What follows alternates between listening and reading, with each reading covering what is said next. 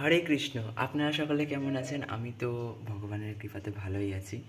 তো আজকে হচ্ছে 3 তারিখ ফেব্রুয়ারি মাসের, আর আজকে হচ্ছে স্পেশাল ডে, সরস্বতী পুজো।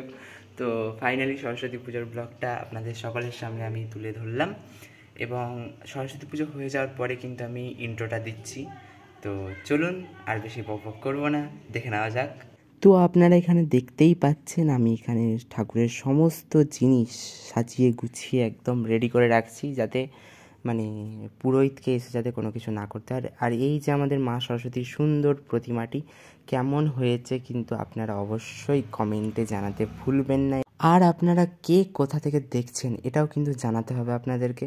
এবং এই সব করতে করতে আমাদের ঠিক টাইমে পুরোহিতটা চলে আসে। আর এই যে মায়ের জন্য এত কিছু মহাপ্রসাদ রাখা হয়েছে, জগন্নাথকে এগুলো প্রথমে ভোগ লাগানো হয়েছে, তারপরেই কিন্তু মা সরস্বতীকে নিবেদন করা হয়েছে। আর এই যে মায়ের পুষ্পপাত্র এখানে সব রেডি করা ছিল, এবং তারপরে পুরোহিত আসে এবং আমাদের পুজো স্টার্ট হয়ে যায়। আর এই যে তারপর পুজোর শেষে আরতি, এবং এখানে কর্পূর আরতি করা হচ্ছে। আরতির পরেই কিন্তু এখানে যজ্ঞ শুরু হয়ে যায়। আর এই যে আপনারা এখন দেখতে পাচ্ছেন যজ্ঞ। এবং আজকে তো বসন্ত পঞ্চমী, এবং ভগবানকে দর্শনই করানো হয়নি আপনাদেরকে। সকলে আজকে হলুদ ড্রেস পরে রেডি হয়ে গিয়েছে, যেহেতু বসন্ত পঞ্চমী। আর এটা বসন্ত পঞ্চমী স্পেশাল শৃঙ্গার ভগবানের।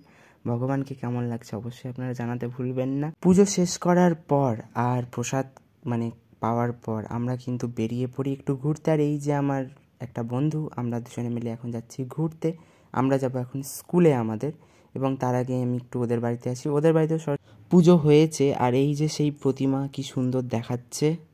তারপরে আমরা চলে আসি আমাদের স্কুলে। আর স্কুলে এত সুন্দর আলপনা দেওয়া হয়েছে আপনারা দেখতেই পাচ্ছেন। আর এই যে আমাদের স্কুলের প্রতিমা, দাঁড়ান আপনাদেরকে একটু কাছে থেকে দেখাই। এই যে আমাদের স্কুলের প্রতিমা, দূর থেকে তো অনেকটা ছোট লাগছিল, বাট কাছে আসার পর দেখতে পাচ্ছিলাম এতটা বড়। তারপরে আমি বাড়ি চলে আসি এবং ভোগ রান্না করে ভগবানকে ভোগ লাগিয়ে প্রসাদ পেতে বসে পড়ি। আজকের ব্লগটা এই পর্যন্তই। ভালো লাগলো অবশ্যই লাইক কমেন্ট শেয়ার করে দেবেন। হরে কৃষ্ণ, হরি বল।